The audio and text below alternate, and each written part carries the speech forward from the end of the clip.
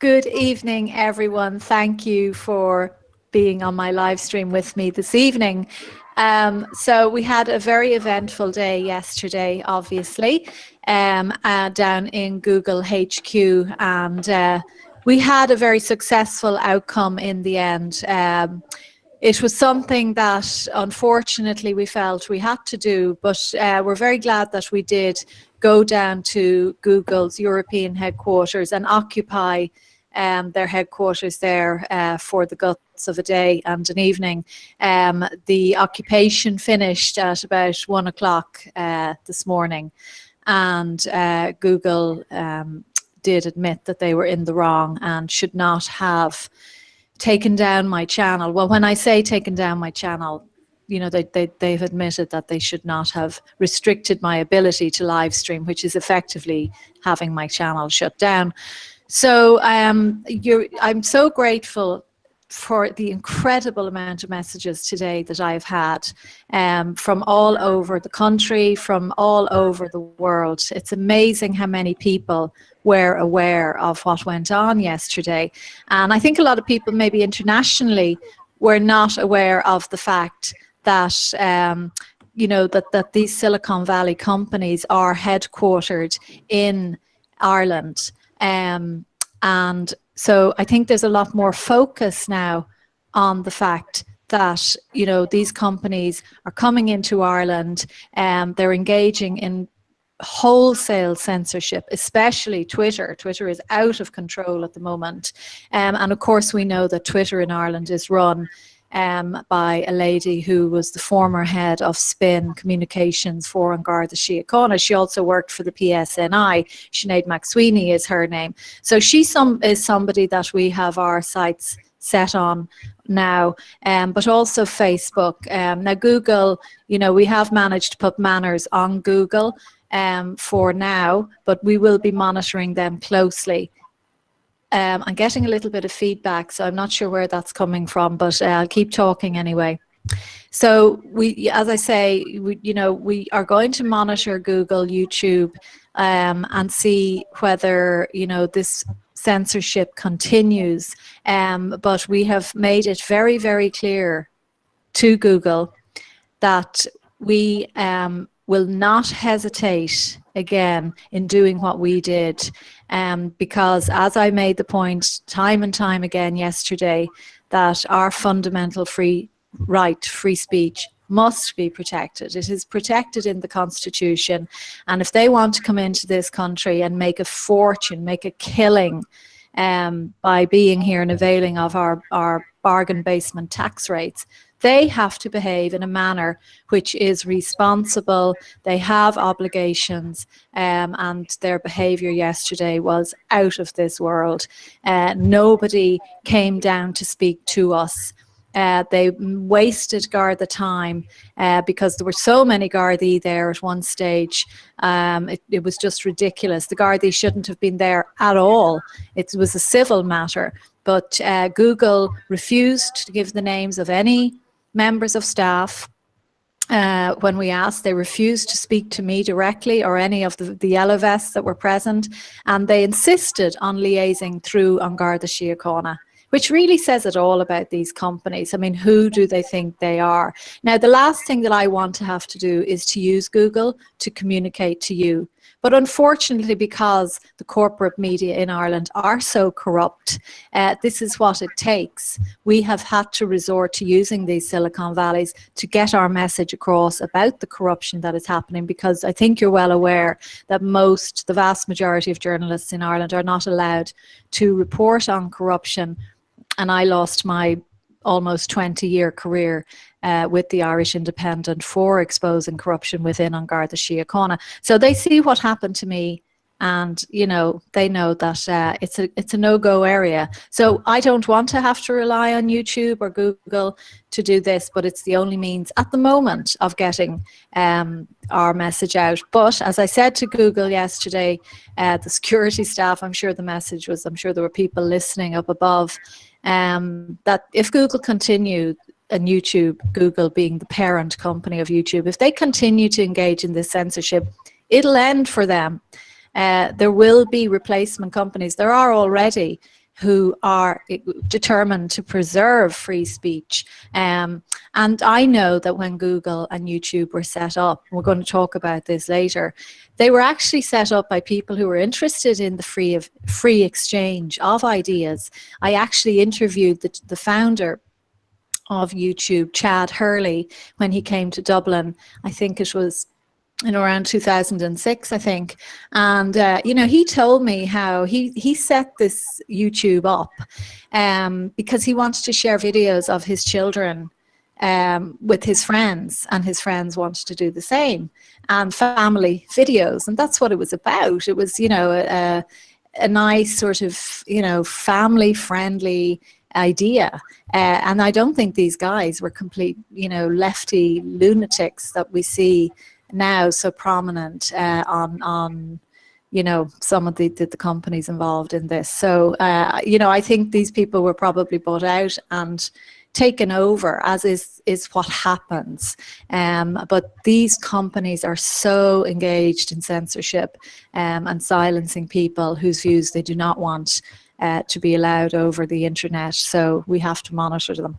We will keep a good eye on them. So tonight, anyway, I'm joined by two of my comrades in arms, Glenn Miller. Glenn, sorry, I think your microphone is off there. I'll just make sure that we can get you back. Can you hear me, Glenn? I think we might have lost Glenn there for a minute. Vincent Byrne is with us. Hi, Gemma, how are you? You can hear me, Vincent. So Vincent has been fighting the good fight for quite a while, a long time. Vincent is, as we say in this business, he's very wide awake to the globalism and everything that's going on. So Vincent, you're also a very close friend and colleague of Ben Gilroy's. And you were obviously in court yesterday. Tell us what happened there when Ben, the country's best known anti-eviction activist, was sent back to Mountjoy prison.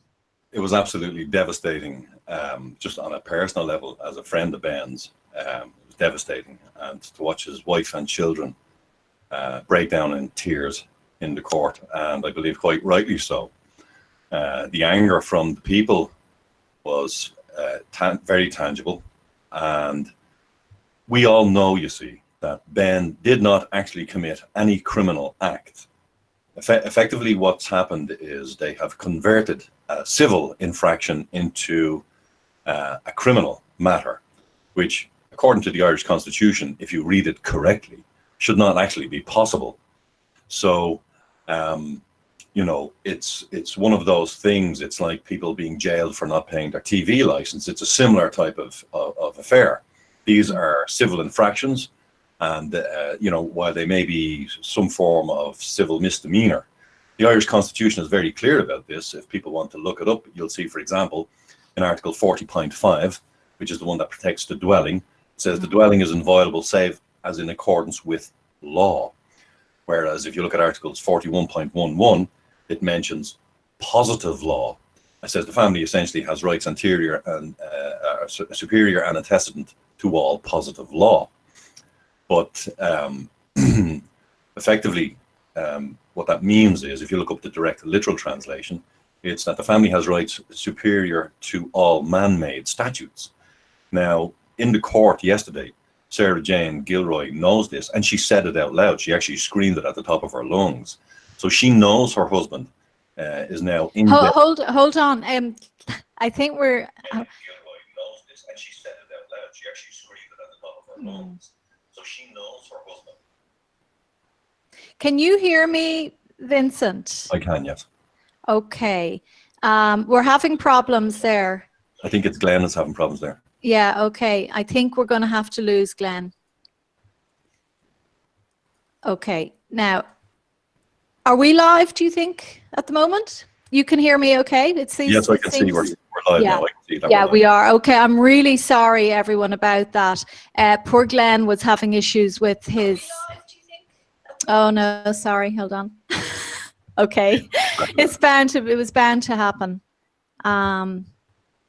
It's just giving me all sorts of weird information. Maybe they were planning this for this evening. Okay, I think we are still live. Are we, Vincent? Yes, still live, yes. All right, sorry, viewers. Right, let's continue. So, well, effectively, what's happening is people are being criminalized through civil matters, essentially. And, the general population don't understand this. They don't realize why this is important and how it's happening. For example, I put a post up on Facebook the other day explaining to people that when evictions are happening, so-called evictions, because they're actually, as the Master of the High Court says, they're possession orders. They're not even repossession orders. The newspapers all call them repossession orders and evictions, but they are not. Evictions, technically, according to the Irish Constitution, the 1937 edition, are absolutely forbidden. And what they do in courts instead is they call your home, your dwelling, a premises. And you'll get a note from the sheriff saying, remove your goods from your premises. Now, we don't do business in our homes and our dwellings in a general day-to-day matter. And I mean, the stuff that I have in my home, they're not goods. They're my personal possessions. In fact, they're my private personal possessions. And again, the Constitution is supposed to protect your private property also. It doesn't cease to become your private property just because some thugs in balaclavas on orders of a sheriff or anybody else break in through your door to eject you. And they do not issue ejectment orders either. These orders that they're issuing are coming from the courts. They're being sent to a sheriff, we're told a county sheriff. There is no provision in the Constitution for the office of sheriff. There is no oath of office available to view for a sheriff, whereas we can see the oath of office for the president, for the Gardaí, for the judges and others in the Constitution. The sheriff, the county sheriff, it's a vacuum when you try to find out. It's a knowledge vacuum as to who is this guy, how does the office operate, and where is he getting his legislative delegated authority from. He does apparently get a warrant from the Minister for Justice, but nobody I know has ever clapped eyes on that. And again, one wonders, where is the Minister for Justice getting this so-called power to perform tasks that you and I can't perform to one another legally, and somehow they've convinced the people that we have somehow passed a power we do not have over to them. Now, I mean, I understand that people can be confused by this, and it is indeed confusing because it's effectively a deception. And the biggest deception is that in the Constitution, and I mean, I'm big on the Constitution, and in case you haven't figured, I'm quite passionate about the articles in there and the retention and the maintenance of them and the preservation of them. I don't believe, for example, we have the right to commit abortions according to the Constitution, even though we apparently had a referendum to say we do, because we cannot vote to ourselves a power we do not have.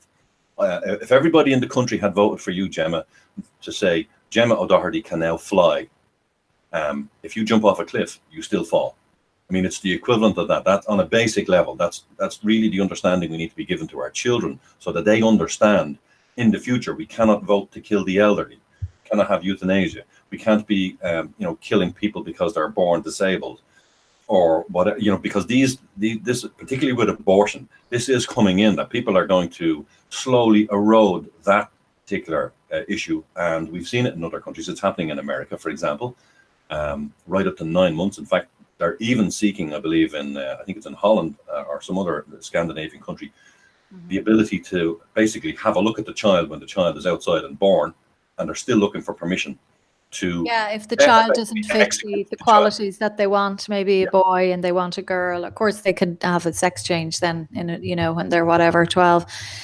Yeah, it's absolutely terrifying. I mean, these people who call themselves our government are ripping our constitution, our brilliant constitution, apart, because they have no respect for history. They've no respect for morals. They've no sense of ethics. That's the reality. We've seen it time and time again. But getting back to Ben, Ben, I know, is going to appeal the latest attack on his liberty.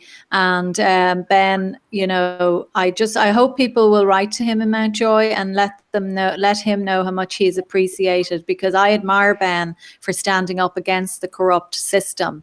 And he has called it out time and time again in relation to how, these wholly inappropriate relationships operate between judges, barristers, solicitors. And look, you made a very interesting point, Vincent, earlier when you spoke about the farce, the ass that the law is in this country, because you actually, pointed out to me about the man, in inverted commas, who had my channel shut down allegedly. Now it's my belief that he's just being used as a tool by much greater influences. But this is a man who attacked a woman with a hatchet more than 2 years ago, certainly in 2017, and he's still at liberty. He, for some reason, they will not give him a custodial sentence. He admitted to attacking a woman in her car with a hatchet. She was extremely traumatized. He does not get a custodial sentence, and yet Ben Gilroy is thrown into prison. And it's even worse than that when you think about it, because I read that article. He was only fined, I think, €3,000, and he did €2,400 apparently worth of damage to the car. So, and who carries a hatchet with them, Gemma? A man who's able to have my YouTube channel shut down like that. But I mean, it's quite clear, look, you all know what's going on here. Anyone with half a brain knows, what this is about. He's under orders to attack Gemma O'Doherty because she's exposing the truth about the Mary Boyle case and the fact that this is a family cover-up, a Garda cover-up, and a Fianna Fáil cover-up. And, this, they came down on me like a ton of bricks when I put my documentary out. I never, ever, ever as a journalist want any sympathy, because it's not my job. It's my job to report on what is going on. So the public don't have a clue about what goes on. Well, as you know, I call you Ireland's last standing journalist, because that's what you are. You are, well, there are others who, I suppose, John Waters may come into that frame as well, but there are very few of you, and we need more of you. Well, thank you. I don't know about that, but I hate journalists becoming the story. One of the things I found so repulsive about the repeal thing was these journalists coming forward and talking about their abortions, and I thought, please, this is not journalism. Stop pouring out your personal life. Our job as professional reporters is to report on behalf of the public, to report their sorrows, their agonies, their terrors in the face of state injustice and state corruption, and to try and keep ourselves out of it. Now, it got to a point with me where I said, actually, I probably am going to have to go into a little bit of what's been going on in terms of the silencing, what Dennis O'Brien did to me. But I really don't like doing that, because I don't want to become the story. But I suppose in many ways now I've had to give away that sort of part of myself that I consider private in order to defend and stand up against what it wouldn't be necessary for you to do that if there were more actual journalists out there. It would not be necessary. And I know you are a very private person, and I know it causes you stress for so many people and the more people you're getting to know now, of course, the more people are getting to know more about you. And I can understand you wanting to maintain your privacy. I'm a big advocate for privacy, I really am, and freedom of speech. And I don't particularly want to be in this position either. But I found that, no more than Ben Gilroy, quite frankly. I mean, the video that launched Ben Gilroy into fame, as it were, was "The Constitution Halts, Sheriff." And I think a lot of people missed that point, that it was Ben merely speaking, but he was trying to hold them to the Irish Constitution, the 1937 version anyway. Because, again, there's some confusion as to what's applying here, because people don't know whether it's Europe running Ireland, whether it's still the Crown, whether it's the people in Leinster House. There's all sorts of theories. And it's quite difficult to get straight answers from anybody with a lot of this. Judd, I don't want to interrupt you, but I mean, as far as our barristers are concerned, they're educated in the Right Honourable Society of the King's Inns. I'm sorry. How Irish does that sound? Sorry, Vincent. And they no, well, that's the name. That's the name of it, the Right Honourable Society of the King's Inn. So, let's be clear about this. But sorry, Vincent. No, you're fine. You're fine. And again, I mean, I've done so much research on this down through the years. And I won't get into all those details now, because I've done so much of that in the past. But what I'd say to people is that the construct, regardless as to whom is actually operating what we're told is, happening here, there seems to be another layer yet again. And this is where these huge NGOs seem to slowly infect all our, and without anybody really noticing them, they seem to infect our schools and our colleges and our, they appear everywhere. They are very flush with money. They hand it out left, right, and center, and they always dress themselves up in the Technicolor, friendly-looking guise of, either the jester or harlequin or something along those lines. We're all fluffy, soft, and nice, and they speak beautifully and they present themselves beautifully and they're very polished. But they are literally from the devil, and I don't mean that in a bad. I mean they are literally. These people are evil, and nearly every single NGO I've looked at all seem to be involved in very nefarious dealings all around the planet.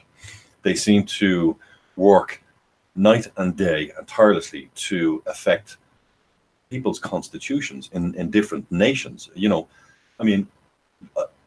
If our president or any of our politicians were literally, or Irish billionaires, for example, were inflicting these issues onto other nations, even we, the Irish people, would call them out on it.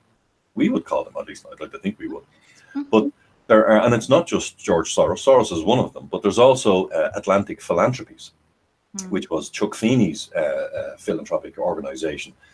Chuck Feeney basically signed all that over, and it's now effectively run, from what I'm told, by Fine Gael.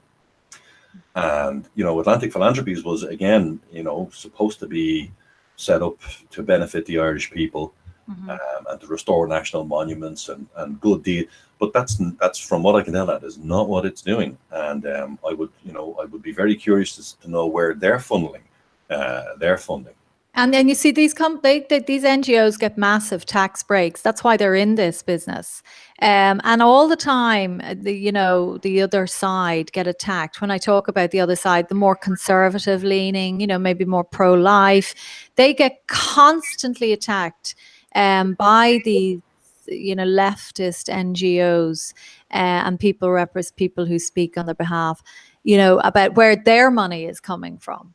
And to the point that people don't even look at, well, hang on, where is your money coming from? And that has been the narrative, hasn't it? And then, like, they do that with all of us. Like, I get asked all the time, how are you funding this? I am not funding this, full stop. This costs, this costs me my time. I spent 5 years in university not to come out at the other end. I had a successful career in INM where I had a very large salary and pension. But I lost that when I stood up for Maurice McCabe, and that's done and dusted. And I had to go to the High Court and took 3 High Court actions against Dennis O'Brien's company. And as a result of that, I am able to work as a full-time NGO, dare I say it, as a full-time charity now. I don't earn a penny from my journalism, and I haven't. But it's more important to me because I love this country, and it is more important to me. But they come up with this, who's funding you, Gemma, and who's behind it? And when in fact they're the ones, because they always say, when you point one finger, how many are pointing back at you? Exactly. So look, but let's get back to yesterday. So you and I actually, we went down to find Google headquarters after being in court, and then a lot of the LFS followed us down. But even when we were walking down there, we didn't know exactly which. I mean, I was not aware of how many buildings they actually occupy down in the Docklands. And when we asked a few people, where is the headquarters? And, a few people did say to us, Vincent, didn't they, that, sure, they own every building around they said here. Everywhere. Yeah. Where's Google? Everywhere. Everywhere. And they do own several buildings. So I think they now own the old Boland's Mill now as well. I must check that. But if that is the case, that's truly horrific given its history. But so, and then you come into this sort of surreal landscape of skyscrapers. They're not skyscrapers as in New York skyscrapers. But, and all the rainbow colors are there, and it's all sort of, they're all on their Kool-Aid. And you just feel, this is not Ireland. This is not Dublin. This is it's just pretending to be something that Dublin and Ireland isn't. But tell us then, Vincent, what Well, your experience was. well, you did something yesterday, and I don't, and I'm not saying this just because I know you. I don't know you too long, but I know you a while, and I know you'd probably be embarrassed by me saying this, but I'm still going to say it anyway, because what you achieved yesterday was absolutely incredible. You took on one of the biggest tech giants on the entire planet, and they capitulated to you. Now, I don't know anybody who's ever said that before in the past, and there have been so many huge YouTubers and Facebookers who've just disappeared and been eradicated like that, and they did nothing about it. Well, they came back onto YouTube and Twitter and etc., and they whinged and they moaned. But you did something different. You went down and you knocked on their door, and you went in and you said no, no, no, no, and they gave in to you. You won. And that is something to be immensely proud of. And I mean, even personally, you should be immensely proud of that. I think it was absolutely amazing what you achieved. And I don't think anybody should underestimate, because when you realize just how big Google is, folks, I mean, when you actually go and look at, if you go to YouTube, for example, and type in Google server farm, and there are thousands of them all over the world, these things are the size of industrial estates. They are huge, huge. And it was a real case of David versus Goliath yesterday, and I was blown away by what you did. It was amazing. Oh, well, thanks. And I couldn't have done it without the support of you guys and the yellow vests and just people who came down and stood outside for an hour, and we talked through the window, and like they locked us in. We could leave if we wanted to, but the doors were firmly locked, and they shut everyone else out. I think they might have been told there was some sort of a conference on, possibly. So we had that building effectively, at least the entire ground floor, to ourselves. You took Google yesterday. You took them. You just took them out completely. Well, I mean, part of it for me, a lot of it comes back to this little beautiful child whose body is dumped somewhere up in Donegal. And it kills me that I've had to, because of Google, cover her beautiful face, because her face should be on every single lamppost in Ireland, reminding the public that we cannot turn our backs on a little girl who was 6, who would now be in her 40s and who should be living her life to the full, but whose life was taken from her by somebody well known to her. And it was covered up by Fianna Fáil and An Garda Síochána and elements of her family. And it hurt me so much the last time they did this 3 weeks ago. And, when I tried to say, take her picture down, they would not talk to me. I could not get a human being for love nor money. It was robotic replies. This person who attacked a woman with a hatchet, Joe Craig, overnight was able to shut down my channel on a phony claim that I'm not supposed to show her picture, which is just nonsense. Her picture. Sorry, that's why I was delighted in what you did. Because again, you held Google and YouTube to account effectively under the Irish Constitution, because under that Constitution we do have the right to freedom of speech and expression. Obviously, there are some restrictions within public decency and morality, etc. We're not sure who gets to decide that always, but either way, they do not have the right to take away our freedom of speech and operate in our country. Ireland is different from almost every other nation in the world, Gemma, for a very specific reason. And again, not enough people know this. And that is, if you read the Irish Constitution, folks, you'll see that it is we, the people, who are sovereign. And effectively what that means is we are considered equal in status to the Crown of England or of Holland or wherever. Even the Pope is effectively sovereign in the Vatican. So, and you'll hear all of this, Merkel, etc., was basically saying, oh, countries have to hand over their sovereignty. Everything is always about sovereignty. And yet, if you mention that word in the courtroom, they won't be happy with you. But it is an exceptionally important concept. And when, for example, our ministers, so-called, public servants is really what they're supposed to be. They're supposed to be the people's servants, not public servants. The public is essentially another term of art for commerce, doing business, effectively. And we are the people. Nowhere in the Constitution does it say the word public. It's not in there. It's the people. You'll hear people in courts talk about the common good. There is no, that's not in there either. It's the welfare of the people. And they are two distinct, different concepts. I encourage people to look at the difference. What do you consider to be the difference between those two concepts? Right. So the difference of the common good covers banks, building societies, all these big companies, corporations, and supposedly the people. But welfare of the people covers us alone. If you look at the oath, for example, that the judges take, they take their oath to man. It says the word man. And I think, we need to go in there and say, I'm the man you took your oath to, and I'm accepting and acknowledging your oath on those terms. You took it to me, not to this bank who are trying to effectively use deception by putting premises on their documents. That we want this guy ejected from these premises, judge, and his goods. And the fact that it happens to be your family dwelling, they won't even mention that. I mean, the couple from Balbriggan who were evicted. The Smiths. Smith family. Great people. I know them very well. They're friends of mine for a long time. And Linda Smith was in the court. She wasn't on any documents. They weren't looking to evict her at all because she got married after Gordon had already got a mortgage on the house. So her name wasn't on any of the documents. She lived there for over 12 years, which meant she'd established an undefeatable equitable interest in the house. You can look that up in any law book you like, folks. You'll find it's there in Snell's Principle of Equity, for example, page 197, I think. It's in there. But the importance of that is she now had an undefeatable equitable interest. So, for example, if Gordon had died all of a sudden, she doesn't have to go and buy the house. It's now hers. It's her dwelling.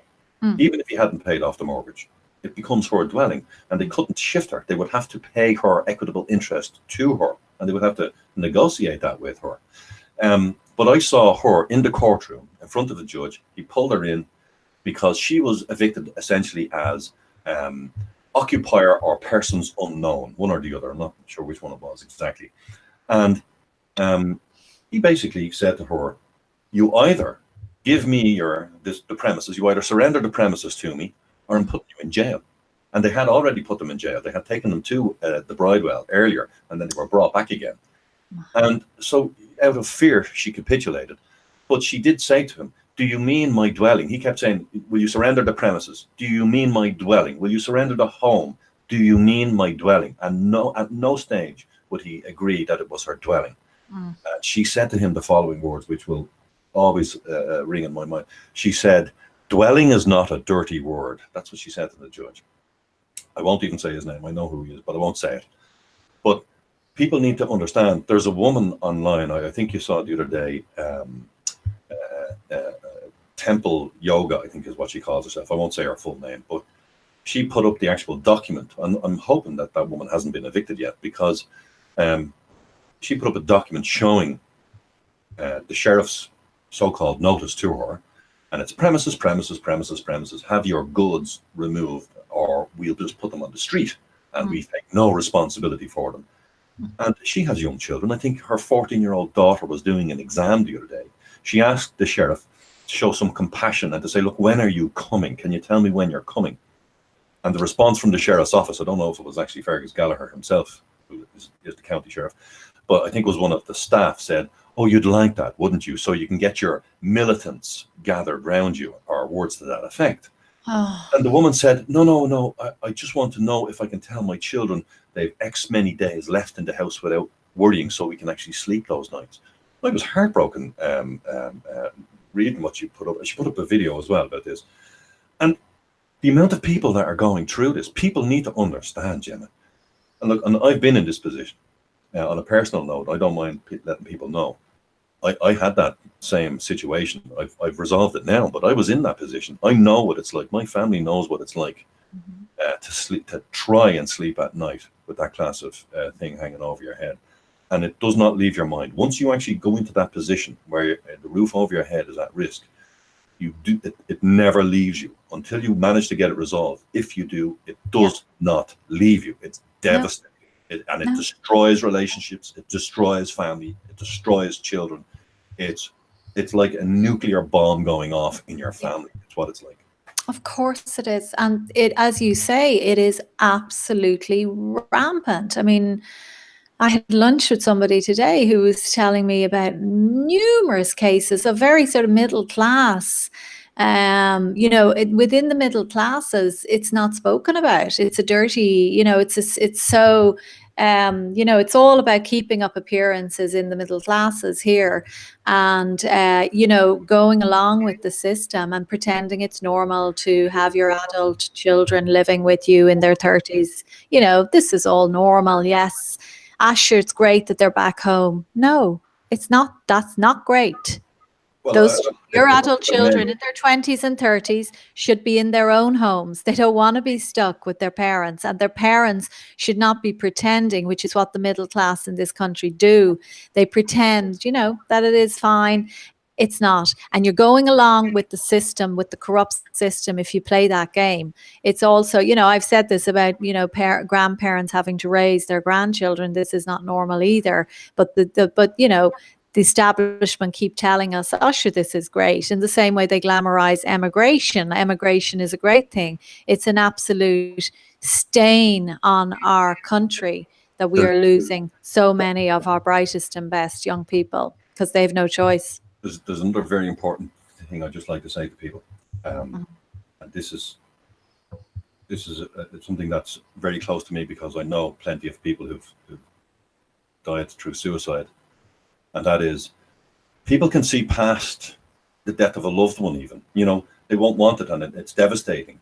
But at least, even if your husband or wife or child dies, or your mother, father, friends, even if they die, you can see the other side of that. You can see, well, I'm still going to go to work, and I'll still have this roof over my head, and I'll still be able to, somehow maybe I'll manage to cope. But nobody can cope with the idea of no roof over your head, on the street, and literally, you see, what people need to understand is it's not just the mortgage that gets the stress comes from that. It's also, you can't pay your gas bill, your ESB bill, you can't put shoes on your children's feet, you can barely feed them. It's their dance lessons, their schools, their colleges, whatever clubs you may have been a member of, your social circles, everything, every aspect of your life is affected. And it's a black hole, it's a vacuum that people can't see through. There's nothing on the other side that they can't visualize it. And it's so scary for them. So many people instead choose death by suicide. Yeah. And, my heart breaks for people like that. But it's murder. It's murder by the state, because these poor people who are opting for suicide, I think a lot of it is that they feel they've let their children down, and they just cannot bear the shame and the stigma of it. And that is why I feel so strongly about people who just look the other way, who are only one mortgage, one monthly pay packet away from eviction themselves. They may be comfortably paying their mortgage, but a vulture fund could come in and change the arrangement. And this again is a very sort of middle class, the professional set. They don't like to talk about that. They would never be in this situation. A lot of them are. But those who aren't, they always do this thing. And I hear it among my friends and certain people in my life. I hear it. And they say, well, they must have got themselves into trouble. Okay. If you believe they did something to get themselves into trouble, okay, that's fine. But what happens to them when they are homeless? Okay. They did. They trusted this government. Oh, they did. Yeah. And they're in total denial that they've, been fooled by Fine Gael, the party that they thought was so respectable and conservative, and little did they know that they were going to introduce abortion, the most liberal abortion regime in the world, one of them anyway. But so they're in a lot of denial about all of that. But Vinny, I'll just finish this point that, so then you say to them, well, who's going to pay for them when they're homeless? Who's going to, you are. Your taxes are going to pay to keep them in hotels and hostels. And, their children may be more, given that their children's childhoods are then wrecked because there's nothing more frightening or terrifying for a child to lose the security of their home. So the children, as they grow up homeless, are more likely to get involved in crime, in antisocial behavior. So therefore your society is going to be more dangerous, etc. But that's okay, because they must have done something wrong to deserve it. How can people act like that, Vinny? How are they so lacking in compassion? These are educated people. They are so selfish. It makes me so upset. Again, I think there's also there's a psychological thing that happens to people, and I think, for example, people might understand this. I usually use the explanation of the Roman Colosseum to explain it to people. You know, you see people being slaughtered in the Colosseum in front of you, and somewhere deep in the recesses of your mind, the people would clap and cheer, but it's like, well, thank God that's not me. And it's like some type of a self-defense or something like that, that they don't want that to get into their psyche. They will do anything to protect their own psyche from, you know, we have all these self-protection and protections that we do. And so they mock and they laugh. I don't think they really mean it. I don't think they're bad people, but I think it's a somehow a false form of self-protection, if you will. But you know, and as I said, I can understand it, because it's such a devastating thing that if anybody here, anybody listening tonight, and I mean this, literally this can happen to families like that. Suddenly you miss a payment, you get fired, your wife gets fired, you get fired, a child gets a serious illness, a large bill comes in. For most people in Ireland, and I think I'm right with this figure, one unexpected bill of €1,000 in a month, and particularly the way the banks and vulture funds are operating right now, that can put you on the street in a couple of years' time. Because what people don't realize, Gemma, is once you miss a payment with the bank, according to the contract you signed, they can seek default action against you, and there's nothing you can do about it. And they will get it. It will be granted to them. You will be asked, did you go into default? You'll be honest, like most people, and you'll say, yes, I did. Hammer down. That's it. Oh, it's your own fault. I mean, the Smith family in Balbriggan, for example, I think this is really important for people to hear. Like, Gordon was a very successful man. He earned over 100,000 a year. He did not overstretch himself. He already had a house that I think was 3/4 paid for in a local town, a nearby town. And he used all the money from the sale of that house to put into the new house that he bought. And he got a mortgage on his own on this house, and it's a large house. I mean, it's a good sized house. And then he got married, and he paid for all of that. And he was made redundant. He was given a fairly large redundancy package, and he had to use his redundancy to pay his mortgage bills. But in the meantime, he was looking for work, but he said it just ran out.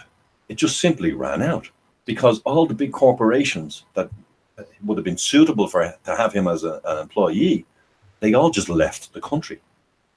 I mean, it happened overnight. That when the Celtic Tiger was slaughtered, it happened very quickly. And he just didn't know what to do. He had no expertise in law. He had no money to pay a solicitor and to engage a barrister, because he spent all the money trying to pay the bank. He kept paying them the full amount. And then even when they did run into trouble, he contacted the bank before he went into default, and he made them an offer. They accepted their offer. According to the Smith family, they took a postal order. Actually, it wasn't even a check. It was a postal order, which needs to be clarified in court. The bank kept taking this postal order every single week for 6 years, 6 years straight. And yet they still used force. They sent thugs in wearing illegal sap gloves, which are they're like knuckle dusters. I was talking to Gordon on the phone at the time when they were evicting them using force. And 5 times I said to him down the phone, Gordon, you need to go back in.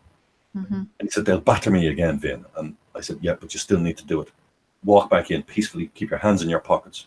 I said, keep trying to get back into your dwelling. They should let you do it. They should not interfere with you. Don't talk to them, don't look at them, just go in. And they bet the tart out of him 5 times.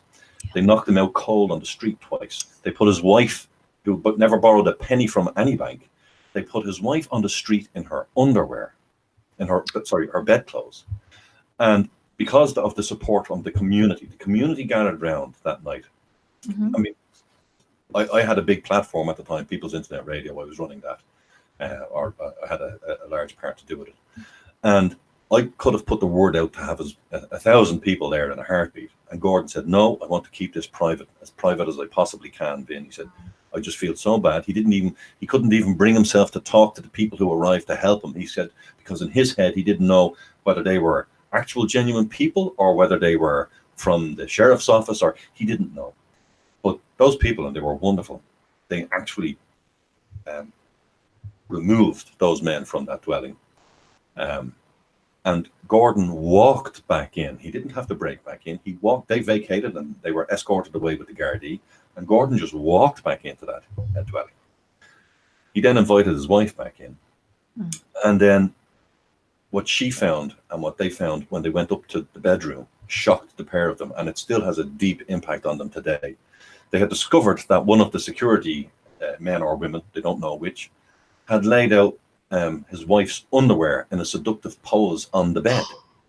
My goodness. And yeah, the pair of them feel that was such a deep invasion into their marriage, and they were absolutely devastated by it. You know, it's such a deep personal wound to have to suffer the indignity of being cast onto the street, and then when you do get back into some shelter, to find that these people had been rifling through your wife's underwear and had taken the time to lay it out in a seductive pose on the bed, as if she was in them. That's the way they had them laid out. Oh my gosh.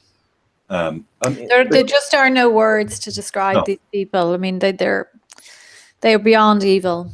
They're beyond evil. But the Smiths are an amazing couple, and I see them at a lot of the various cases that are going on. I know they're incredibly supportive of Ben. Have you finished talking about them? Because they're not finished with the courts yet. Gordon has actions pending. Mm-hmm. There is nobody in that house yet at the moment, bar some security detail. Gordon is still paying his electricity bill and his gas bills, and whoever is in there is using those services right now, and he is still doing his best to maintain those bills because he feels I'm not neglecting the contracts that I've engaged with. He's trying to be an honourable man. He's doing his damnedest. Now, Linda has shown up she said she will show up to anybody and support anybody, and as many as they can. And if it wasn't for Ben, I'll just say this, if it wasn't for Ben Gilroy put a roof over their head, folks. You know, Ben Gilroy's address became their address. That's the type of man Ben Gilroy is. He never bragged about it. He never told anybody about it, but I'm telling people about it because I think they need to know this. That's the type of man that's sitting in Mountjoy jail right now. Yeah. He never laid a finger on anybody. No, he had to be silenced by the establishment. He had to be, because he was exposing them too much. And I know that even since he went back to prison, that there have been people trying to contact him who are in trouble, and they're actually trying to reach him in prison because they don't know where else to turn. And you know, this is testimony to the man, and what an amazing person he is. I watched him in court against Remy Farrell, one of the state's, top barristers. What was your opinion on that? I thought he wiped the floor with them. I was watching the body language, watching the state team. They must have had about 7 lawyers, barristers and solicitors between them. And they looked extremely worried, in my opinion. Every argument Ben made was like, of course, he slaughtered them with Jerry and Charlie as well. Yeah. But they did. And I said, they have won the day. I mean, in the arguments, they've won the day, but the state will not allow it, that a lay litigant, like Ben Gilroy, would take on the state's finest wigs and win. That was never going to be allowed to happen. The first day the chap they had, I can't recall his name, but he was pretty good. He was repeating himself a lot, which that's how I knew this guy's lost. He's repeating himself. He repeated himself about 5 or 6 times. And then the next day, according to the state, he was benched. And then they brought out what they considered the big guns. And I think even if you were to ask him, he would say he lost. And he shook Ben's hand at the end of it. I don't know if you saw that. He shook Ben's hand and kind of acknowledged, you got me. But he also probably knew But you're not allowed to beat the state, Gemma. You can't win. It's not allowed. It's against public policy. It would be too embarrassing. They could not let Ben win. They just could not, regardless. They couldn't, under any circumstances. And even though I thought, the judge that he came before, Max Barrett, is not probably the worst. I mean, Brian McGovern, who issued the contempt, should hang his head in shame, for sending a good man like Ben to prison. Well, even that contempt issue is, let's just say, again, I believe it's been slightly misreported, don't you know? Surprise, surprise. The contempt issue, effectively, and Ben said it in court, he said he complied with the order of the court. So he shouldn't have been in contempt. He complied. And he made the argument that if he hadn't complied, then neither had Charlie. And I don't think Charlie was too happy about Ben included for this. But technically, he was saying, well, if I haven't complied, neither did Charlie. So why wasn't Charlie being put in jail? I mean, this idea that, for example, they were saying, it's all about a comma. It's not about a comma. It's about identifying the correct party in an action. And Ben was making the point. He said, I didn't refuse to do the community service. I asked the probation service, which entity exactly is it, please, that's trying to put me in this position, because he wanted to sue them because he felt it was incorrect. And McGovern basically said, oh, pish posh nonsense. I'm just putting you in jail. And there was people from the probation service in the court who actually said to the judge, oh, he did not refuse to do it, Judge. He just asked questions. And the time limit had not run out. So Ben, in fact, he could still do it. He could still do it. Of course he could, because he has up until May. But, as he said himself, like he's been doing community service for the last 12 years. And Judge Brian McGovern should have recognised when he apologised, which I don't think Ben should have done, but he did it because that's the sort of man he is. But he apologized for what he said about, the secret. He thought they were going to just move on. He didn't think they were going to. That's it, yeah, because he didn't want to obstruct the process, I suppose. He wanted to get to the substantive issue and just get the title corrected. But, is what he said about the secret societies that operate, and you guys in your wigs and your gowns, and you think you're so superior to the rest of us. That was the killer point. And that was what annoyed them so much, that he said it as it is. And he apologized because it's true. And he apologized for saying that, which he shouldn't have done, but he did it because he's not a troublemaker, even though they portray him to be one. And as a result of that, the taxpayer has had to fork out a fortune in all these top barristers being wheeled in, getting a fortune every day to keep this man in prison. And that's what is one of the most sickening things about it. These guys are sitting there, that hearing that we were at last Tuesday, it went on for hours, and they don't seem to realize the clock is ticking on public money. They're on the public's time. The public are out there working their backsides off to pay these guys their big lavish salaries, and it's like, let's just drag it out. And I just feel there's such a lack of awareness within the court system of, you're on public time, you're on public money, get on with the job and stop wasting everyone's time. The court system is rotten. I'd say this about Judge Barrett. Ben clearly liked the guy. He found him to be a likable sort of a fella. And I think, most people might agree. He's a likable class of fella. But I think, we still need to realize that day, I'm sure he didn't want to do what he did to Ben. He did not want to put him into prison again. But he did. And he did so in front of his crying wife and 3 crying children. So I think we also have to retain that image in our mind. That while the chap might be a likable chap, this is the guise of... I'm going to use the term because I can't think of another term. Evil. Don't libel anyone. Sorry, somebody's ringing me. Please. Taking a call. Oh yeah, no problem. It's probably Judge Barrett, is it? Ringing to say, don't libel me.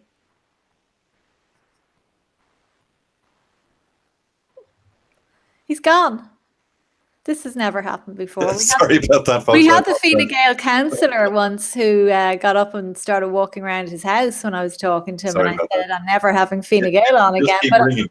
I've turned the ringer off now. So. Go for it. No, we're done. It's okay. Sorry about that. No, but you were about to say something about Max Barrett that I think we're not going to say, because I don't want to be sued. No, I'm not. What I'm going to say is that the man still did something that I believe clearly he did not want to do. I'm not trying to libel the man or defame him in any way, shape. No, I don't. I think he did not want to do that. No, I think. But as I said, but the point is, he still did it though. Yeah, he did it. So I mean, no good in my opinion. Not good at all. It's disgraceful that Ben Gilroy's in prison. But look, we will move on. But we're not going to forget about Ben. One last thing. Yes. And this is very important to me.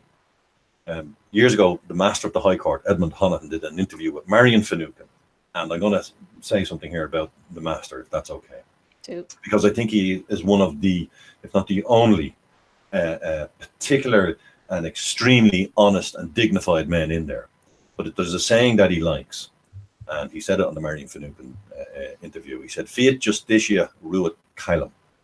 And that's a Latinism, if you will. And it means, let justice be done, though the heavens may fall. It's actually written in stone above the Bridewell Garda station. If you look at the main entrance, folks, it's actually written up there. And the Master can see that from his window every day. And there was a chap we know, Paul, he was going to drop a card into the Master. He did drop a card into the Master, actually, to say thank you on behalf of the Irish people. And he'd written some verses in there, and I asked him to write that in there, to send that to the Master from me, because that's what's needed. That's what we need Judge McGovern and Judge Barrett to do. We need them to be that. Let justice be done, though the heavens may fall. Never mind the cronies, never mind their political connections or whatever. They have to start doing it right, according to the just principles that we gave to them. People need to understand that.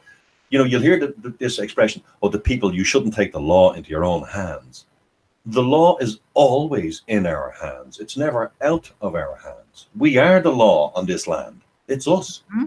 So that's all. Sorry. Yeah, no, and like, this is yet another person, of course, that, like, it's amazing, all these people who are standing up for justice and they are being silenced. And Edmund Honohan, you know, we've seen what happened to him. He had to be shut down. Any of us who are exposing corruption, or, you know, people like Edmund Honohan, we have to be silenced. And that's the bottom line. That's how Ireland works. And we're portrayed as awkward troublemakers, a bit mad, a bit crazy. You know, Maurice McCabe is a paedophile, all this bull that they come out with, for those of us who call it out as it is. That's how Ireland works. Now, the sooner people waking up, I know most people thankfully are waking up to that now. And I think we have nearly 1,000 people watching us now, Vin. So thank you to everyone who's supporting my channel. We are going to go, I hope, from strength to strength. We're going to have some really interesting guests on now over the next few weeks, who are going to be really joining the dots for people, because they're starting to understand this whole globalist cult and the you know, the way that they're trying to develop this one world government. And it's all tied in with what's happening in our courts, because the banks rule, the banking elites, this financial cabal that is in control of Brussels, in control of the United Nations. There's an Irish woman, a famous Irish woman, Deirdre Manifold. She's passed away now, but I think she was almost 100 years of age before she passed away. I think she used to date Samuel Beckett, and she wrote a book, and it has it's, you know, it does have a religious sounding title. It's called Fatima and the Great Conspiracy. But she spelled all of this out in that book. I think I read it first in 1984, but it came out quite a number of years earlier. And I would encourage everybody to try, and if you can, they're difficult to find, but you can download a PDF of that book, and it explains everything, all the stuff you've heard Jordan Maxwell say, and all the people who've been explaining all these so-called conspiracy theories, because they're not actually conspiracy theories, Gemma. They're conspiracies. They do exist. It is real. You know, I mean, people only have to look at what's happening in their children's classrooms and their streets. I mean, I was telling people 7 years ago, for example, pardon me, that they're going to bring out licenses, tax and insurance for bicycles, push bikes. And they thought I was mad. Well, guess what they're doing now? Yeah. It's coming.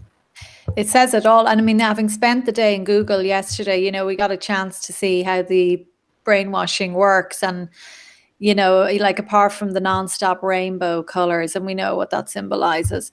But, you know, they have all these sort of screens there, and it's all about inclusivity and diversity and all this bull that they come out with. And you just think, what are they, these poor people working for this company? They chose that language on purpose to be deceptive, because you see, when you say to people, well, are you against gay people getting married? Most people go, no, of course not. Are you against people, are you against that guy wearing a dress and calling himself Susie? No, you know, let the guy.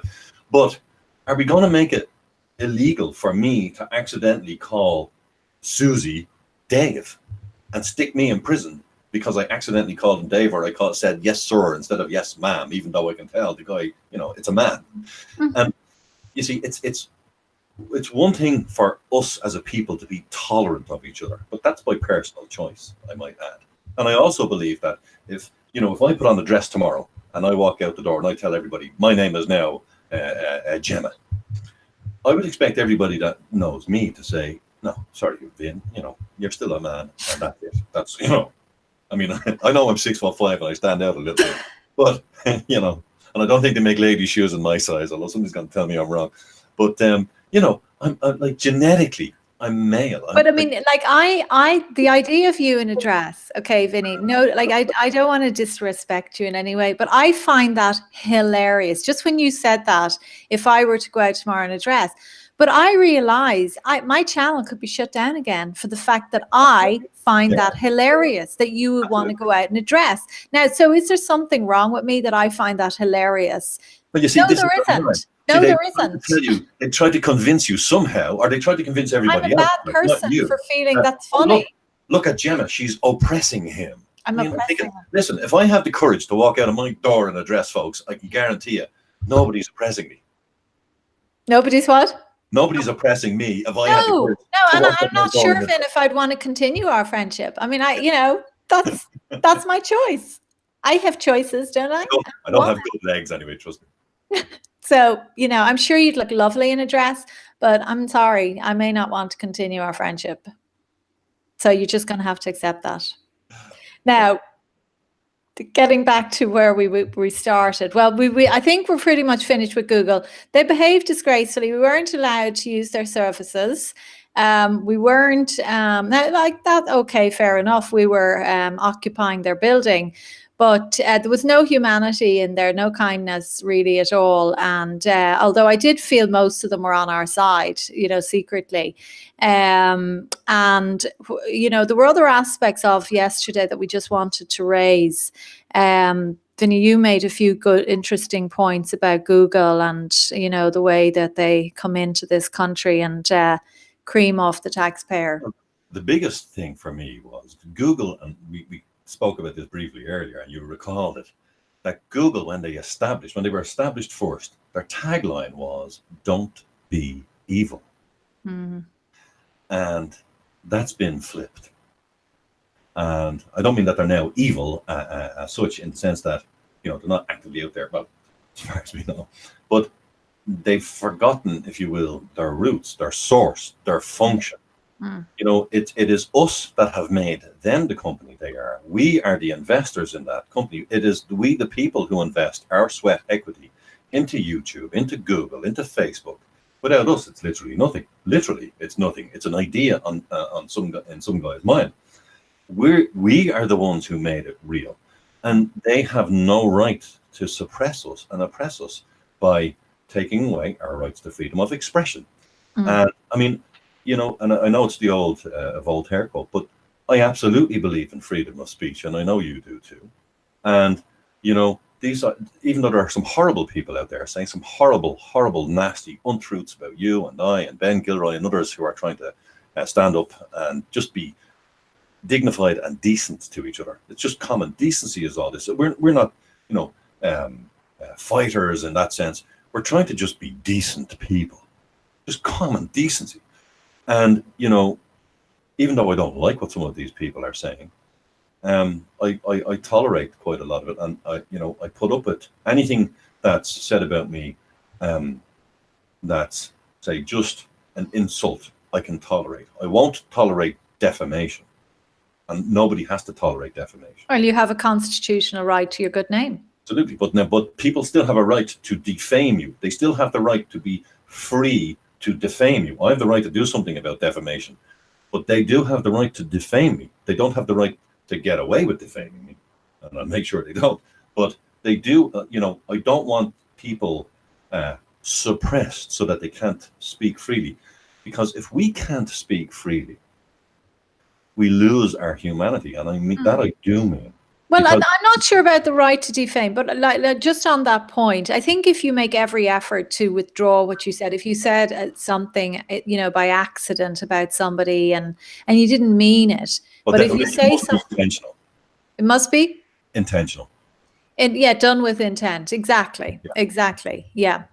Yeah. But unfortunately, the defamation laws in this country are unbelievably strict. And, that's why you get these big libel payouts from the courts. But yeah, no, I mean, it's, it is one law. I mean, I think you've been subjected to some horrific abuse online by one individual whose name doesn't come to mind now, but I think she made a video about you, which YouTube did not put down, which she made appalling allegations about you.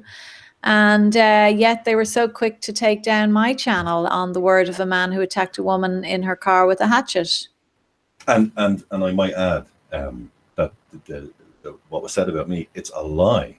So, I mean, that's why I'm... that's effectively why I took that action, because it's a lie. What was said about me is a lie. It's not true. It's not true. So, and if I was to allow that to stand, if I don't take action against something like that, then people would be free to believe it, because they'd say, well, he didn't complain about it. He didn't say anything about it. Somebody is saying these lies about you, and you're not saying anything about it. Why not? So I think people need to bear in mind that there's a very, very stringent test that has to be, obtained here. So when I say people are free to defame, what I mean is, I don't mean that they're free to get away with defamation. I mean, they are free to actually defame. Like, you're free to go murder somebody, but there's consequences. You're free to steal, but there's consequences. Like, we don't chain people up just in case they might steal. And that's the same with our language. We don't gag people and take away their platform to speak because they might say something we disagree with. That is the very definition of the oppressor. That is, we, the people, oppressing ourselves if we allow that to continue. And we cannot allow that to continue, because that's the slipperiest slope that humanity can stand on. That's the precipice. That's literally at the edge of the abyss. Because once you step into that abyss, you just keep going down. There is no up once you go over that edge. And, for humanity to rise back out of that, it will take absolute bloody bloodshed and war. That's the only way we can rise back out of that. And I don't want to see people of the earth go there again. We've been there. Well, I mean, look, it's the banks, and the financial elite that bring about these wars, and that's what they're planning to do. Well, they drive us there. They drive us there by manipulating us. Yeah, they do. The other thing, Gemma, it is now the banks who are owning all of this property in Ireland. They didn't buy it. They didn't build it. They didn't create it. We, the people, built it. We created it, and it's on our land. And now all of a sudden, all of this property is transferring across to them. Yeah. Not back to the Irish people. I mean, in theory. But they need, like, the solutions. Like today, I went for a walk today and I was thinking, God, imagine if all the people of Ireland just tomorrow said, right, we're not going to pay our mortgage. Let's just not pay. People don't pay. I'm fortunate. I don't have a mortgage, thanks be to God. I don't owe a penny to anyone. That's one of the reasons why I'm doing this work, because I'm in that blessed position. But I'm very conscious that I'm fairly unique in that. But, people, what would happen? Imagine if we did that. It's game over. It's like if tomorrow everybody decided they were no longer attending courtrooms at all. And they opened the doors of a Monday morning and there's nobody there. That's when they actually know the game is over. And even though... What would happen? What would happen? Well, if a sizable number of the population decided tomorrow, right, we're not paying our mortgages anymore. We've been crucified into buying these poxy houses for, you know, €500,000. We can't swing a cat in them. We've been fooled. We've been duped. This isn't money. This is just figures on a screen. It's not actual real money that we borrowed from you. The money doesn't exist. You just put it on the screen and pretended that you gave it to us, but it's not actual real. So we've been fooled. We're not going to pay our mortgages tomorrow. What would happen? I think there'd be multiple layers of what would happen. Initially, after the initial shock, shall we say, I think what would happen is, you know, again, they issue all the documents to everybody come and attend court. Now, if then people did not attend court, they will then put out every scare story and scare tactic that the media can possibly handle. Every page would be plastered with it. They would go on to a psychological warfare program against the people, and they would sustain that with everything they had, because this is the lesson, again, that Ben Gilroy has just learned. They will defend themselves. Literally, if a bank has $50 billion, they will use $499 billion to defend themselves, to retain that last dollar. Because with that last dollar, if they win that battle, they get to turn that last dollar back into another 500 billion again. That's what they do. But they couldn't bring everyone into court. Like, they couldn't, you know. No. And all of the people who had decided, you know, that they weren't going to pay would go and defend, you know, people who were. I mean, like in a small, tiny country like ours with a tiny population, something like that. If enough people were woken up to the scam that is the banking system in this country, in this continent, in the world, if enough people were woken up to do that, that actually is a possible way out. It's possible. There's also another numbers game where there's about 12,000 Gardaí in Ireland. So only half of them can be working, I suppose, at any one time. Maybe it's a little less, maybe it's a third actually. And so a certain percentage of the population will get, you know, fortunately manhandled and injured most likely in that given scenario. Essentially, it's really about how much resolve do the people have.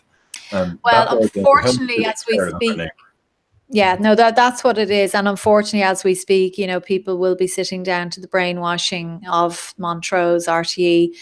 And, you know, unfortunately, still too many people are brainwashed and you know, just they don't care enough. They're brain dead. I don't want to be disrespectful to them, but you know, increasingly I see how I can't understand how they tolerate. They see people losing their homes. They see, you know, people in sleeping bags and tents, and yet they are just cold and immune to it. I don't know how they're able to be.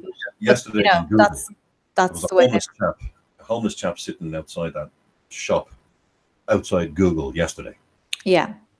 And I went over and I sat down beside him and I had a talk with him. I gave him a few quid and had a talk with him. And, you know, I asked him his name and was he hungry? And how was he doing? And I shook his hand. And God love him, he was only a young man. And his hand he was full of cuts. And his hand was freezing cold and clammy. And he had no strength of the grip. And my heart was breaking. I was nearly going to bring him home with me. But Linda Smith, she went over to him and she went down and she spoke to him as well. And she gave him a few quid. And I mean, you know what I mean? Like when you see things like that. Now, I know. He told us that he was okay and that he had somewhere to go then, that he had a shelter to go to, so he was okay. But literally, I was going to say, come on, I'll bring you home. Then my wife would have killed me. For the record. But I know. You do want to do that, don't you? You just want to gather them up and just bring them to a safe place. I mean, we should not, in a first world country, be this, you know, again. Have a look at that. No. And by that, I don't mean they should be unseen. I mean, they should not exist in that. That should be impossible. If people, Gemma, if people were being evicted and handed even a small, crappy, you know, council house, while I might not be happy about that, I wouldn't complain about it. No. I think, okay, but they've got a roof over their head. But it's when you just eject them onto the street and say, well, that's that problem solved. Well, what type of moron thinks that's solving a problem? I mean, in our climate, one could argue at certain times of the year, it's attempted murder. When Gordon Smith was evicted, it was snowing that day and they knocked him out cold. And the ambulance men had to, well, it was actually the fire brigade, but they're the same. The fire brigade and the ambulance are actually manned by the same people, by the way. Just that was raised, I saw in your comments yesterday, but they're the same people who, I know. I nearly became one. I was almost one myself. And, but they cut the shirt off up to his neck, and they had his chest exposed. He woke up lying on the cold concrete after he was knocked out cold for 5 minutes with snow falling on his naked chest. I mean, you know, when you think about it, it's about taking away the dignity. They want to take away the dignity of people, and when they start doing that, it's time to put them in prison. And they will hopefully one day. Well, it also what they've done, they will face judgment. They will face judgment. Are in Mountjoy and the other prisons around Ireland right now for civil infractions. I mean, I put up a post out the other day. I think there was 11,000 people jailed for non-payment of television license, for not paying for a service that almost nobody, I think, really wants. At least the people who didn't pay the license clearly didn't want it. And, you know, to be jailed for, and most of them, let's face it, you know, a lot of people might think, well, €160, so that's not that much. Well, I have 4 children, Gemma, and I'm married 25 years. And I can tell you there's been times in my life that 160 quid was going to break us. It would have broken us at certain times. I mean, things can get very tight with a family. They say every child is like a mortgage. I'd well believe it. But there was a time in Ireland, I mean, I grew up in that time. My mother didn't work, my father did. And we weren't rich, but we could always eat, and we got by. They paid the bills, you know. We didn't get too much at Christmas, but we got enough. And there were 6 children in my house, but we always got by. That's absolutely impossible now.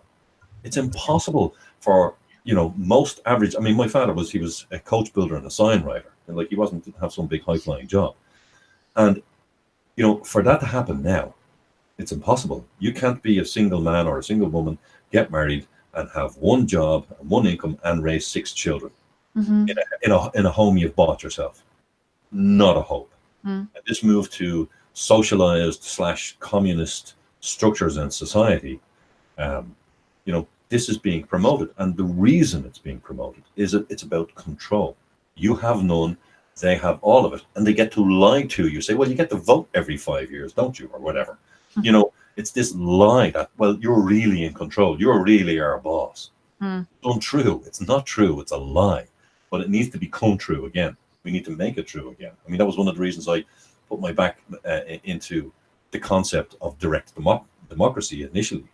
But I think even that can be improved upon. I think even that can have, you know, we can sharpen the pencil on some of the ideas there to make it well, look, you know, I keep saying we have elections in May, you know, and I see these parties gearing up with all their leaflets and their lovely colour brochures funded partly by the taxpayer. And it's all ramping up, and they are preparing flat out now for the locals and the Europeans. And are there going to be people putting themselves forward on, you know, taking them on and getting rid of the lot of them, because every single party in Dáil Éireann is corrupt and morally bankrupt, and they don't have the people's best interests at heart. So people at heart, people have an opportunity now in May. As Councillor Diarmuid O'Kayla has said many times on my live stream, you know, he feels that if he were to go out onto the streets of Cork and basically handpick 20 people for his council in Cork County, that they would be more honest than the people in there. You know, he says they would be more copped on. They would know how to, you know, deal with community issues. And it's all about local government. Local government, I mean, whatever, we need Eurosceptics in Europe. We need people saying Europe is, the EU is not, it's not what we thought it was going to be at all. And I think Ireland needs to get out. But the focus needs to be on the locals, really, really on the locals, because that is where the power, you know, like the local councillors in this country, all they do, especially the party ones, there's some good independent ones, but they just wait for head office to tell them what to do. It doesn't have to be like that at all. So if we had a good crew of independent councillors representing us at local level, you would see things change overnight. The amount of money that is being wasted, taxpayers' money, by councils all around the country at the moment on ridiculous, liberal, lefty, crazy things. Like I see it in South Dublin, they spend your money on these ridiculous LGBT festivals. And, every day you see something and you think, what? They're spending taxpayers' money on this rubbish, when it should be going into sensible things. And again, I'd say, all well and good and fine, as long as people have roofs over their heads, as long as the sewers work and the phone company is working and the electricity is working and the streets and the roads are paved correctly. But they're not. And they're neglecting all of them. And then if you complain about that, well, you must hate XYZ people. You must be a hater. You see, and you go, that's just... like you have to have your car roadworthy. But the roads don't have to be car worthy, apparently. No, that's a good way of putting it. But again, I really am pleading with people. I know the thought, like, politics is such a dirty word. It's such a dirty trade in this country, but it doesn't have to be. And, it's probably the most important thing you can do for your country at this stage, given the state that it's in, is to consider running for local elections, because then you can take the power back and we can really start to see change. And I am slightly encouraged by Ray Nua in particular. I like Neil O'Mahony from Galway. I think he's going to be a good leader of that party, hopefully. I like what he stands for. I Rexit, I certainly like the idea behind them. But, again, we need to see. But look, anything that will take us away from the corrupt elite that have governed this country and the controlled fake communist opposition that is currently there. All of the parties of the opposition are an absolute tragedy waiting to happen if they ever get into power.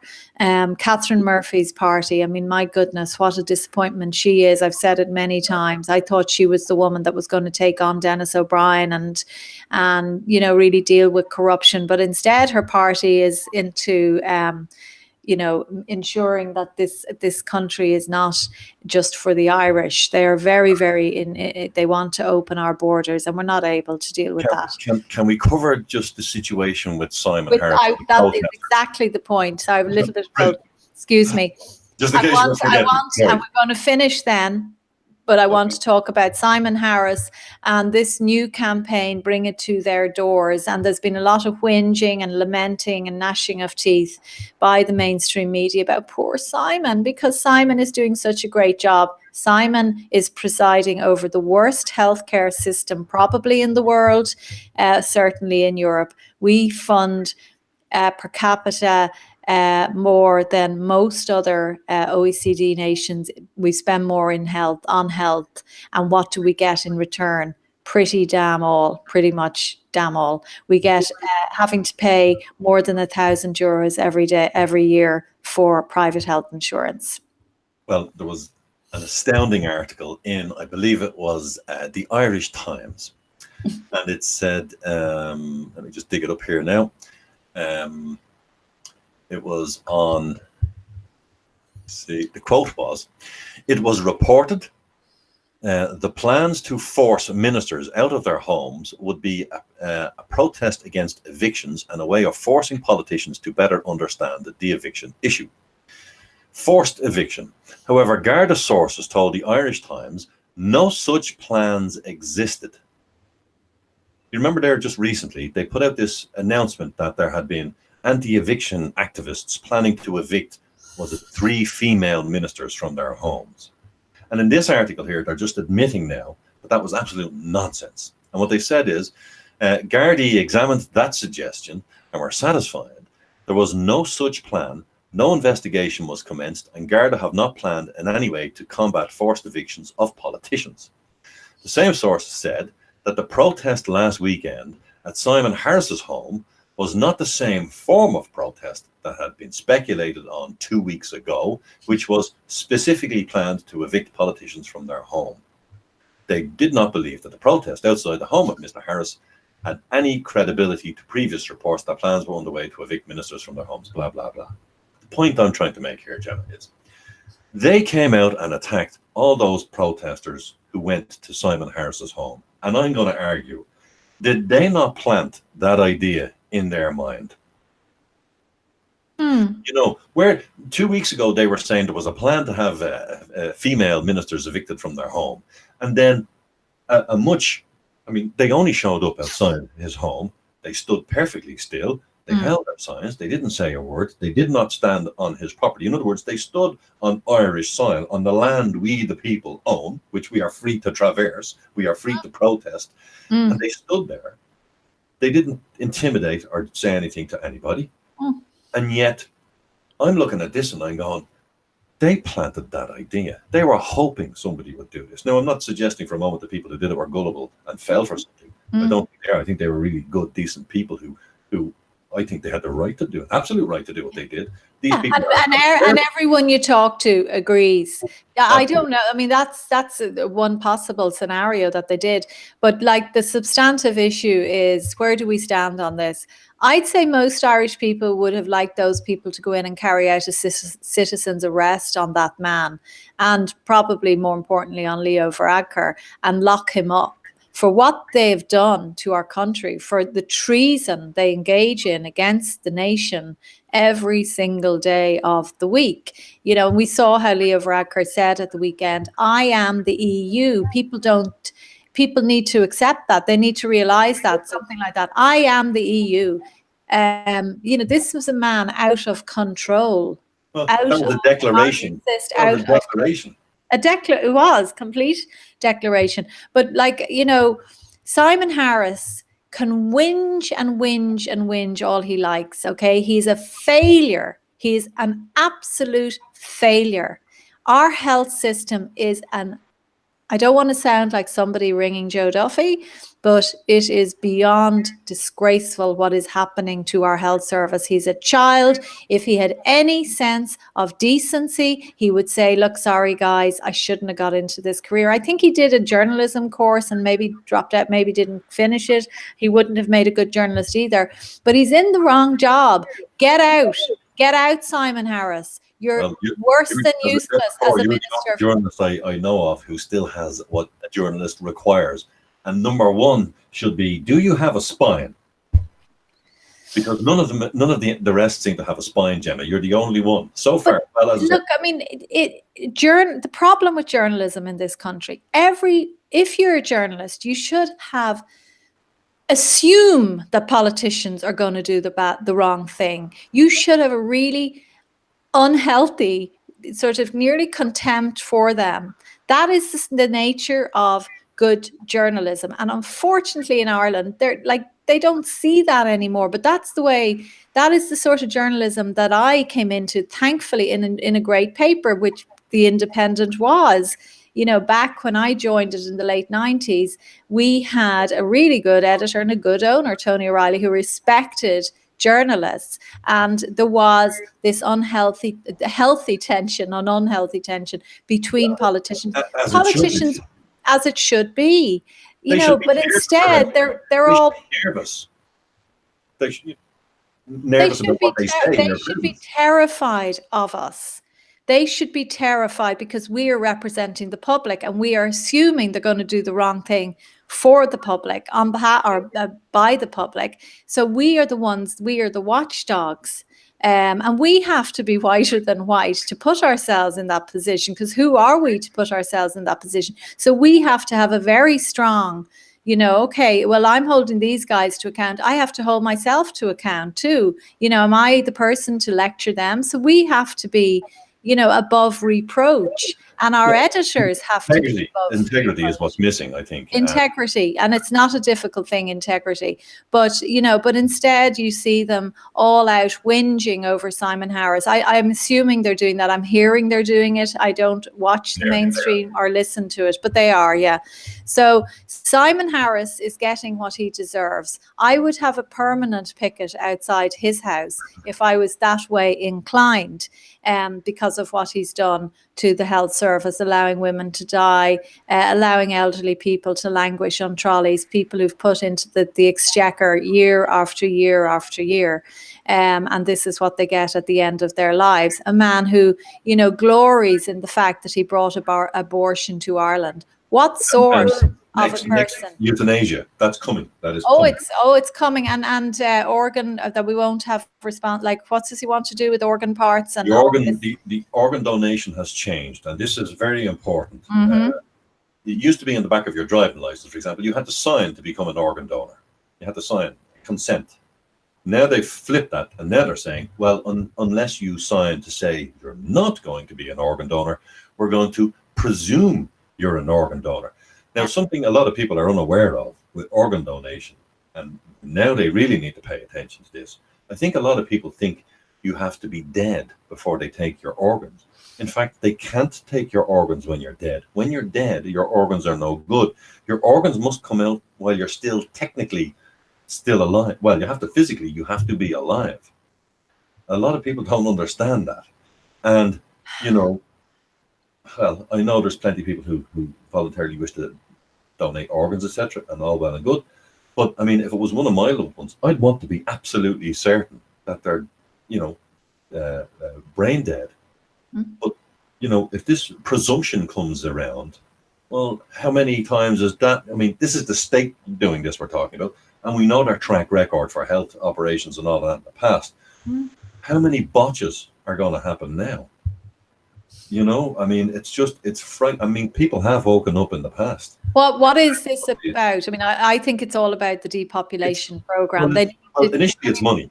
You see, they get to sell your organs. Well, you see, suddenly they didn't have a pool of organs for international money markets to sell them. Now they do.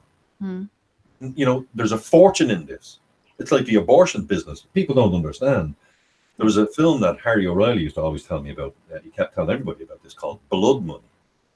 And if you can stomach, it was, say, prior to Gosnell. If you haven't seen Gosnell, folks, please go see Gosnell. Yeah, this is the new abortion film, which I don't think is out yet in Ireland, is it? Well, Anne McElhenney and I can't remember her other half's name. Yeah, it's changed hearts and minds in America, without a doubt. Incredible movie, incredible. I was actually due to interview Anne at one stage, and other things happened. I never got around to it, but she's a wonderful woman. I recommend an interview. I must. Phelan is his name. But wonderful, wonderful woman, great man, great people. They will make a fabulous interview. But I mean, you know, they point out the money that's available to the abortion, and it's not just for the money paid for procuring an abortion. It's what they get to. I hate talking like this, but they get to chop the baby up and they sell all the parts. That's the real money. That's where they make their real money, on the cadaver, on the chopping up and the remains sales. Yeah. Thank you. That's the word I was looking forward to. But so that's. I get upset when I talk about this. Like, people need to realize, you know, all of this new stuff that they're trying to bring in. You know, people think, oh, it's like, you know, they're on the Kool-Aid and they think this is so great and it's so modern, and it's not a theory. 21st century. It's absolutely dystopian in the extreme.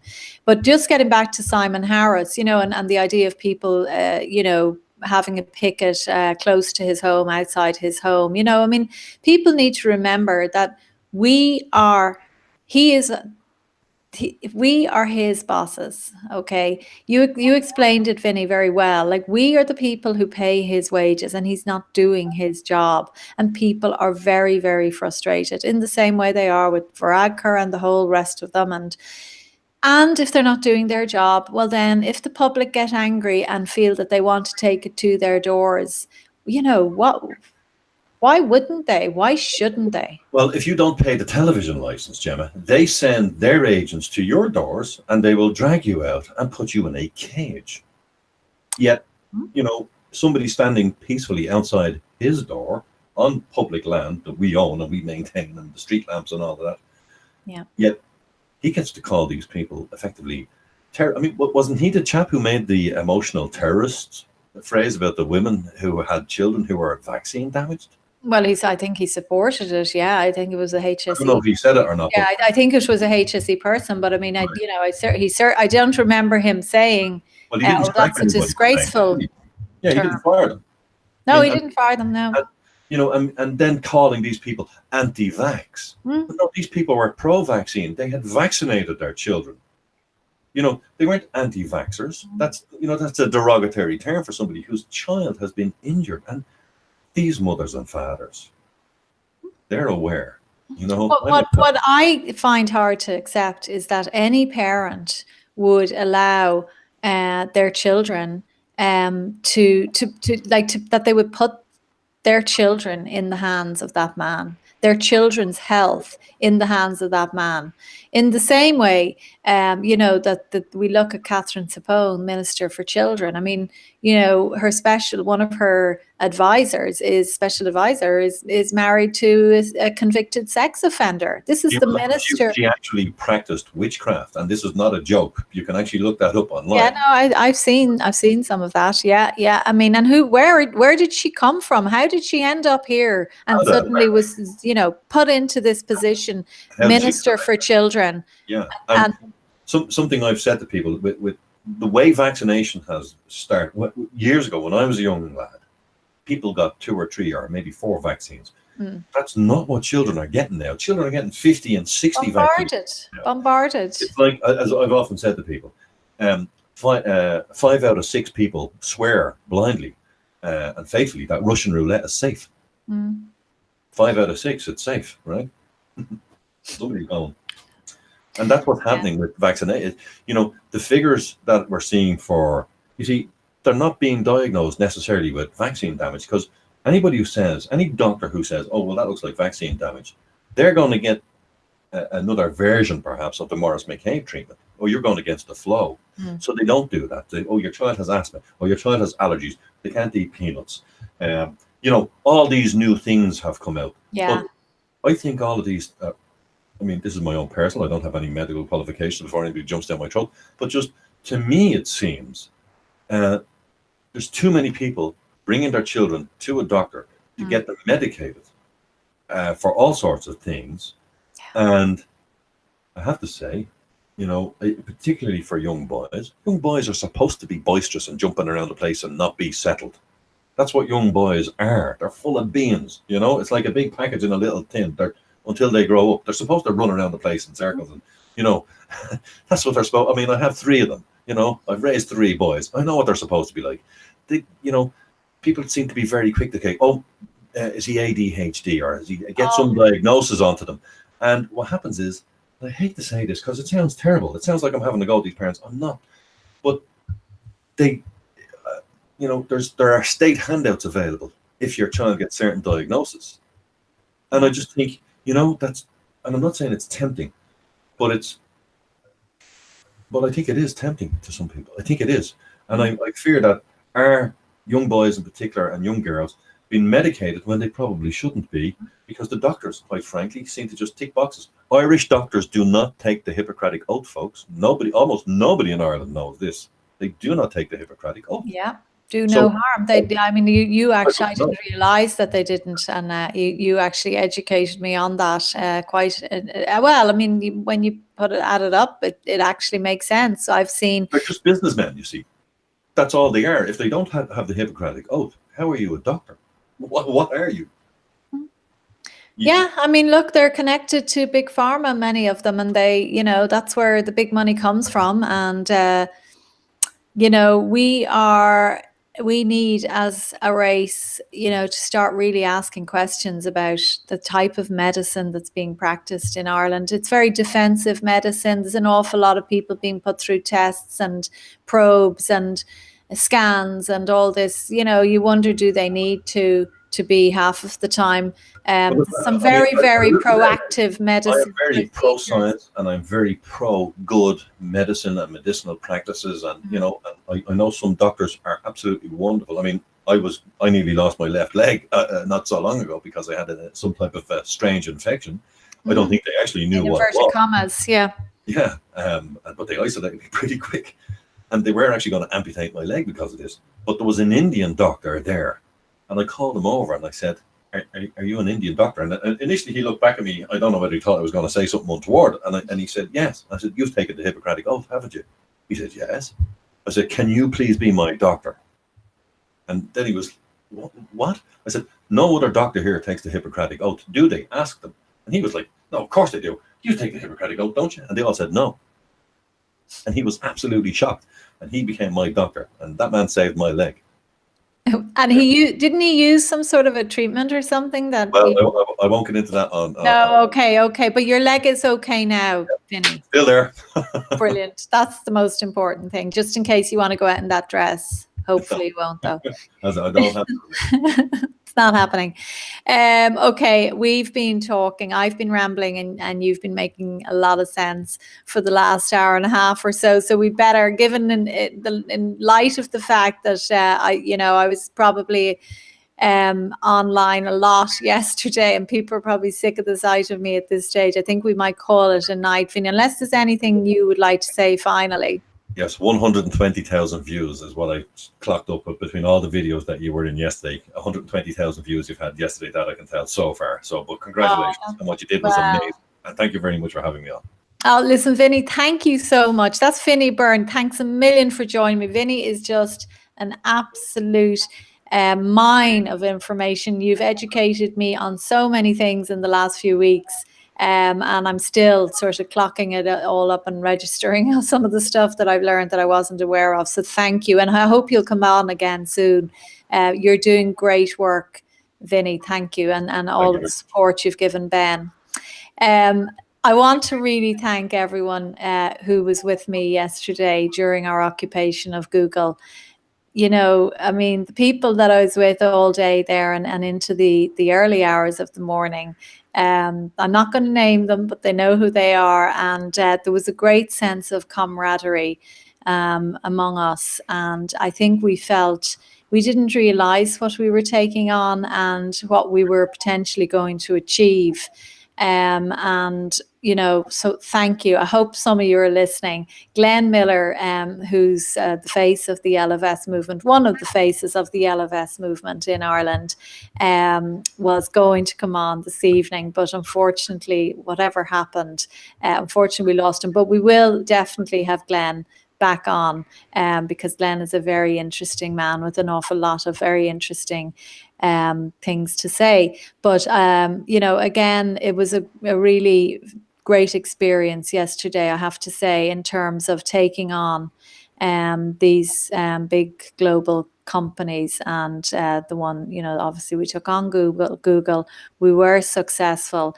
But, you know, I really do appreciate the people that were there with me doing that. I, you know, probably would still be there now. I'm not sure, but I certainly felt I was not going to give in to these, you know, these people that are censoring our right to speak out. But I know that those who were there would have stood the course with me. Excuse me. So a million thanks. I also want to say thank you to Jerry.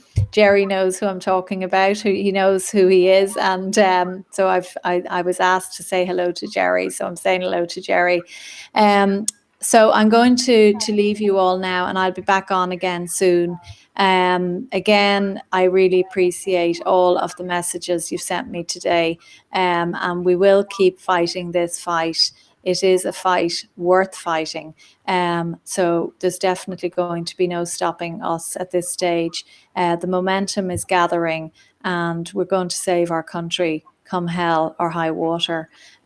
So I'll leave you on that note, and thank you all again for your incredible support and kindness. Take care.